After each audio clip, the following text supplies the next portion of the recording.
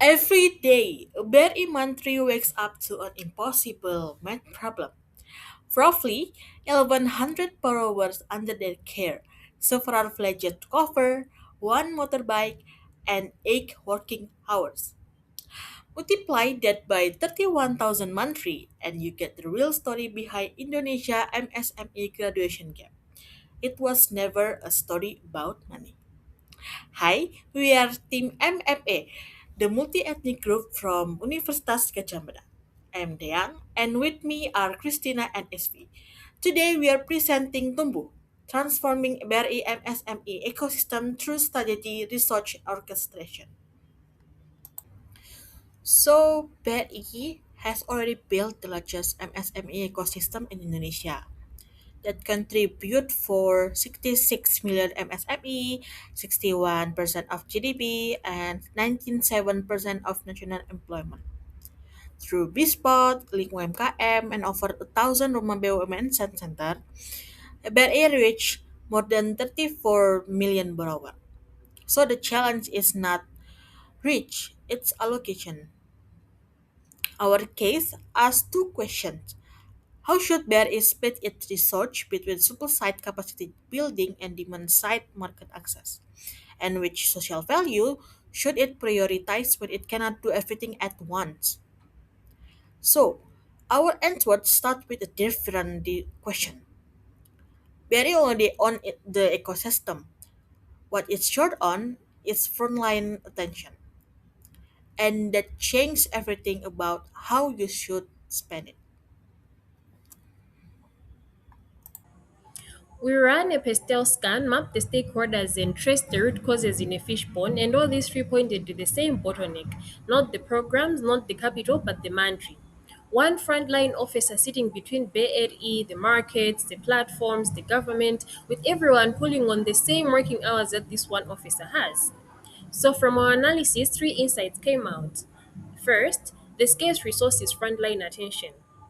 Mantri is already juggling collection, lending, and even coaching.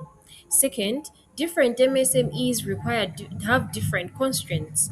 For example, a business that is still at the bottom needs training, whilst the business that is already at the top needs a buyer, not another workshop that is there to come. And third, incentives shape behavior.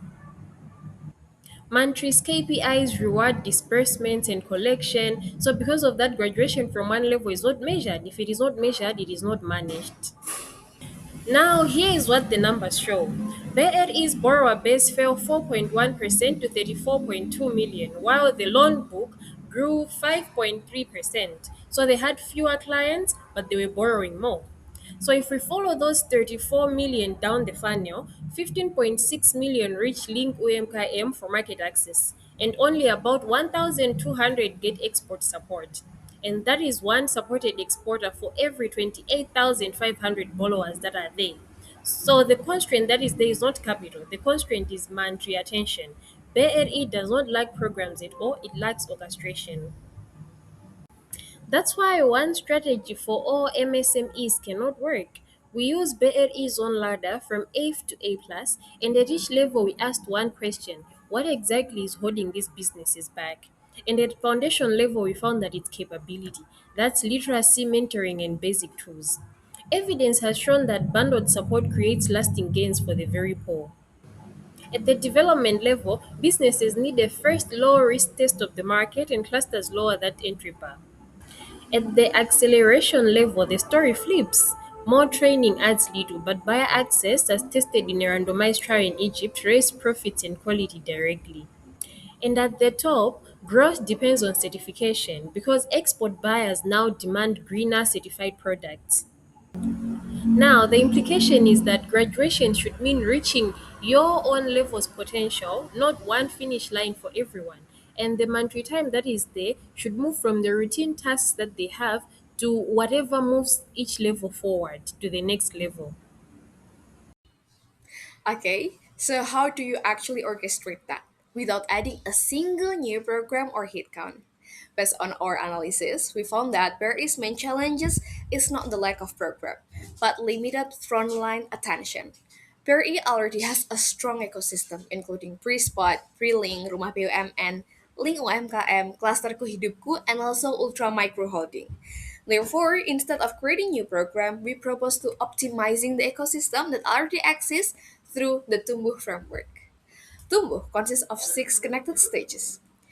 The first one, target high potential MSMEs based on the readiness and impact. Second, try to understand each business real needs by combining BRISPOT data with Mantris field insight. Third, match the MSMEs with the right ecosystem partner instead of relying solely on one-to-one assistance. Next, build business capability while aligning Mantris incentive with MSMEs development, not just a loan disbursement.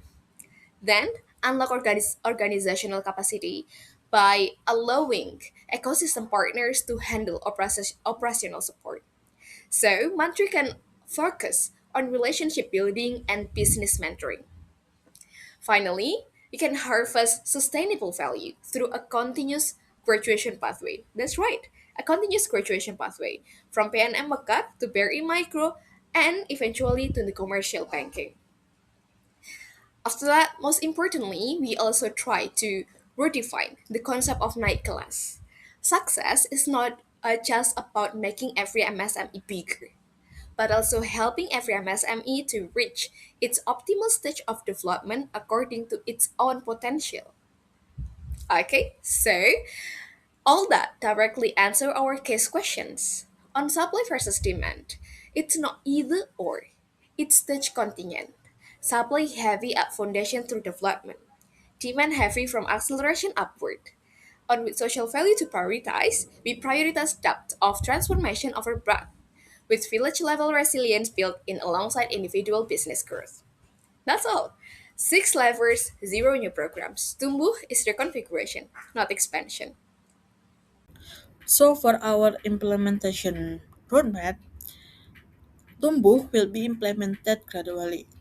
BRI will begin with a pilot, integrate the framework with existing system, expand it regionally, and then deploy it nationally. Continuous monitoring will refine the model over time. So the key message is Tumbuh scale through collaboration, not through creating new programs. Tumbuh is highly visible because it builds on very existing system, network, and partnership.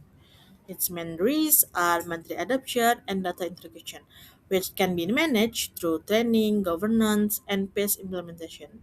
So Tumbuh is visible today and scalable for long-term impact. So here's where we land.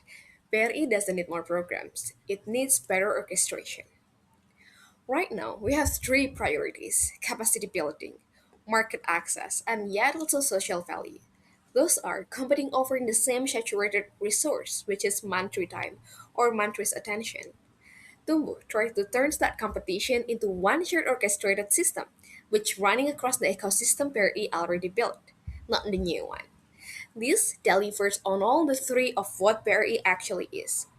The first one, BRI as a commercial bank, it builds stronger portfolio quality and higher customer lifetime value as business graduate. Second one, BRI as a state-owned enterprise. It fulfills the financial inclusion mandate at national scales.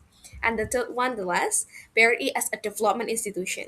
It delivers social value measured by graduation, not disbursement alone. Because we know a stable family business and an export ready firm can both count as success, with each measured against its own potential, not one finish line. In short, Tumbuh enables BRI to deliver the right intervention to the right MSME at the right time, which creating greater business performance, stronger social impact, and more sustainable MSME ecosystem. Finally, 10 years of credit purchase stability, one buyer purchase transformation, same ecosystem, better orchestration. Tumbuh is ready to move from diagnosis to impact. With that, finally we conclude our presentation. Thank you, respected judges, for your time and attention. We hope our recommendation provide valuable insight for BRI's future MSME empowerment strategy. We truly appreciate the opportunity to share our ideas and we look forward to your feedback. Thank you.